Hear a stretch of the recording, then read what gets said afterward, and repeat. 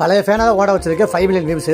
இந்த பாவி பையன் உயிரை கொடுத்து ஓடுறேன், 10 செகண்டில் ஸ்கிப் பண்ணுறீங்களா, இது நியாயமா? என்ன ஆக்காதீங்க காயமா, பால்வாடி ஆயமா அப்படின்னு ஒரு ரைமிங்கை போட்டு இன்றைக்கான வீடியோ ஆரம்பிக்கிறோம்.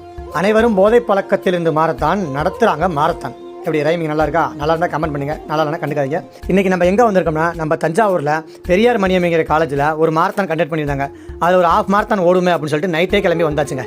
தூங்குறதுக்கு ரூம் வேணும்னு வாட்ச்மெண்ட்டை கேட்கும்போது நண்பன் படத்தில் நான் ஆண்டுக்கிட்டு நின்ற பாய்ஸ் ஹாஸ்டல் பாணியில் ஒரு பயங்கரமான கட்டடத்தை காமிச்சாப்ல.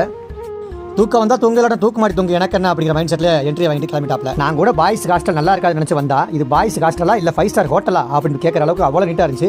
நீட்டாக இருந்த ரூமில் காலை நீட்டிக்கிட்டு தூங்கியாச்சுங்க. காலையில் 5 மணிக்கு டயர்டோட எந்திரிச்சு வந்தா, இங்கே குட்டீஸ் பூரா தகிட பாட்டு போட்டு ஆடிட்டு இருந்தாங்க. அதோட நானும் என் ஃப்ரெண்ட்ஸுல 2-3 வார்ம் எடுத்துட்டு 21 கிலோமீட்டர் மாரத்தான் ஸ்டார்ட் ஆகிடுச்சு. வரீங்களா இல்லை வாயிலே குத்துவாங்க, வேகமாக போய் கலந்துக்கிட்டாச்சுங்க. நான் ரன்னிங் ஸ்டார்ட் பண்ணி 4 மாதம் ஆகுதுங்க. இந்த 4 மாதத்தில் எனக்கு 4வது மாரத்தான். அது மட்டும் இல்லாமல் என்னோட ஃபஸ்ட்டு ஹாஃப் மாரத்தானுங்க. நான் முறையாக 21 கிலோமீட்டர் ஓடுறேன். என்னோட குறிக்கோள்லாம் ஒன்றே ஒன்று தாங்க, இந்த 21 கிலோமீட்டரையும் நம்ம ஒரு இடத்துல கூட நிற்காமல் கம்ப்ளீட் பண்ணணும். அது பண்ணாலே நமக்கு இது பெரிய வெற்றி அப்படின்னு நினச்சா நான் ஓட ஆரம்பித்தேன்.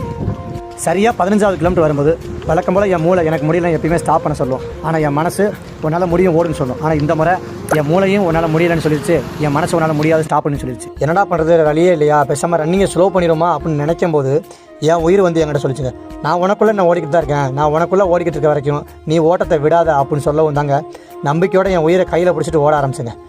எங்கேயுமே நிற்காமல் இந்த ஹாஃப் மேரத்தானை கஷ்டப்பட்டு அதுவும் 5:30 பேஸ்க்குள்ளே கம்ப்ளீட் பண்ணுங்க. நிறைய பேர் முதல்ல வந்தால் தான் வெற்றிப்பாங்க. என்னை பொறுத்தவரை நம்ம முயற்சி பண்ணாலே அது வெற்றி தாங்க. இந்த போட்டியில் நான் ஜெயிச்சிட்டேங்க. ரன்னிங் முடிச்ச கையோட நம்ம டிகிரி சர்டிஃபிகேட் வாங்கிட்டு ஃப்ரெண்டுகளோட கொஞ்சம் நேரம் ஃபன் பண்ணிட்டு அப்படியே சாப்பிடலான்னு கிளம்பியாச்சுங்க. என்னடா ஏற்பாடு, ஏகப்பட்ட சாப்பாடுன்னு எல்லாரும் சொல்கிறத கேட்டு உள்ளே போய் பார்த்தா பொங்கல் இட்லி வடன்னு போட்டிருந்தாங்க. செத்து போன நாக்கை ஸ்ட்ரென்த் ஆக்க செஞ்ச இந்த சாப்பாடை வயிறோ பசியாக இருக்குது, சாப்பாடை ருசியாக இருக்குன்னு சொல்லிட்டு செங்கலில் சாந்த குழச்சி அடித்த மாதிரி பொங்கலில் சாம்பாரை குழச்சி ஒரு அடின்னு அடிச்சுட்டு நேராக வீட்டுக்கு கிளம்பியாச்சுங்க.